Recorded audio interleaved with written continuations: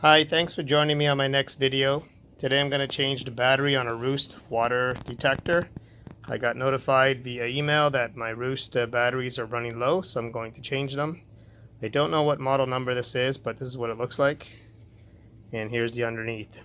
So basically what I'm going to do is put a quarter between the top and the bottom piece, and just kind of pry it open. So to open the cover, I'm going to put a quarter between the top and the bottom and just kind of twist it, and that'll just pry it open for me.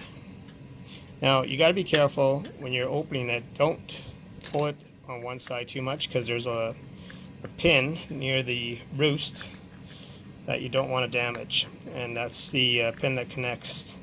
So as you can see here, there's two pins there. You don't want to damage those, so be careful as you're prying the cover off.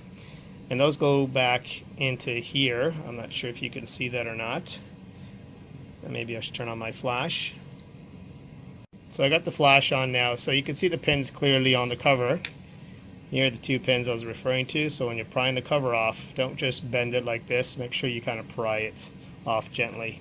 And this is a good shot here with the flash on, so you can see where the pins go plugged into. So to replace the batteries, just pop them out.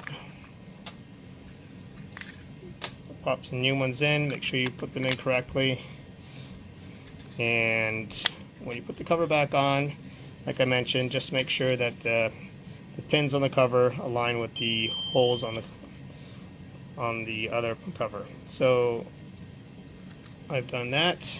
Snap it back into place. The beep that you heard earlier, that's the Roost being powered back on. You don't need to reset your Wi-Fi. It's all ready to go. It remembers everything. So thanks for joining me. Please subscribe to my channel, and give this video a like if it helped you out. Thank you.